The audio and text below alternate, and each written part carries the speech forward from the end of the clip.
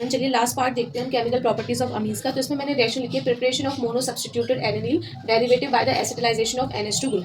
तो इसमें मैंने रिएक्शन लिखी है, एनिलीन लिया है हमने, एनिलीन को हमने प्रिडिन के साथ रिएक्शन करवाई है, तो हमारा जो प्रोडक्ट बनता है वो एसिटिलाइड बनता है। फिर उसके बाद हम उसकी रिएक्शन करवाएंगे HNO3H2SO4 288 केल्विन पे। तो हमारे जो बनते हैं वो दो प्रोडक्ट बनते हैं, पैरा नाइट्रो एनिलीन एसिटिलाइड, और दूसरा जो बनता है वो बनता है OH और H प्लस के साथ हाइड्रोलाइसिस करवाएंगे, तो हमारा पैरा नाइट्रो एनिलीन वापस हमें प्रोडक्ट मिल जाएगा।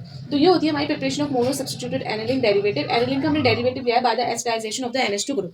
नेक्स्ट रिएक्शन आती है, नेक्स्ट मैंने लाइन लिखी है, aniline do not undergo Friedel Crafts reaction alkylation और acetylation due to the salt formation with aluminium chloride. तो ये रिएक्शन काफी इंपॉर्टेंट, ये लाइन काफी इंपॉर्टेंट है कि एनिलीन जो होती है फ्रीडल क्राफ्ट रिएक्शन नहीं देती है विच इज एल्गाइलेशन एसिटाइजेशन, क्योंकि वो सॉल्ट फॉर्मेशन बना लेती है विद एल्यूमिनियम क्लोराइड के साथ।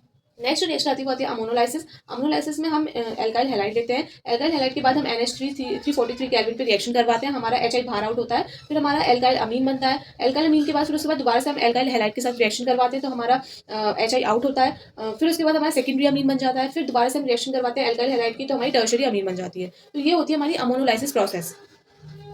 नेक्स्ट रिएक्शन आती है गिब्रियल थैलेमाइड सिंथेसिस। गिब्रियल थैलेमाइड सिंथेसिस हमने प्रिपरेशन में भी पढ़ा था, अब हम ये केमिकल प्रॉपर्टीज में पढ़ें कि कैसे ये प्रिपेयर होता है। तो हमने फिथैलामाइड लिया, फिथैलामाइड लेने के बाद हमने एल्कोहलिक थैलेमाइड लिया, थैलेमाइड के बाद हमने एल्कोहलिक KOH के साथ रिएक्शन करवाई, तो हमारा पोटेशियम थैलेमाइड मिला। फिर उसके बाद हमने एल्काइल हैलाइड के साथ रिएक्शन करवाई, तो हमारा एन इथाइल फिथैलामाइड मिला। फिर उसके बाद हमने बेसिक हाइड्रोलाइसिस करवाई है, तो हमारा थैलिक एसिड मिल गया, फिथैलिक एसिड, और हमारा इथाइल अमीन मिल गया। तो ये होती है हमारी preparation of the Gabriel phthalimide synthesis. ठीक है, अब इसमें मैंने एक लाइन लिखी है कि phthalic acid reuse to get the फिथैलामाइड।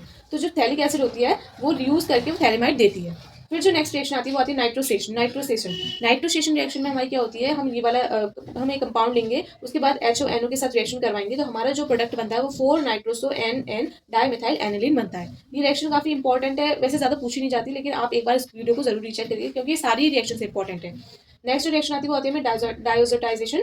डायोजोटाइजेशन में हम देखते हैं कि एनिलीन लेंगे, एनिलीन को हमने NaNO2 + 2 HCl के साथ रिएक्शन करवाएंगे in the presence of 273 to 78 kelvin temperature, तो हमारा जो बनता है प्रोडक्ट वो बेंजीन डाइजोनियम क्लोराइड बनता है, और H2 बाहर आउट हो जाता है और NaCl बाहर निकल जाता है। डायजोटाइजेशन की प्रिपरेशन हमारी ये होती है, हम ऐसे प्रोडक्ट बनाते हैं बेंजीन डाइजोनियम क्लोराइड का। So this is the chemical properties of the amine. So stay tuned to my YouTube channel.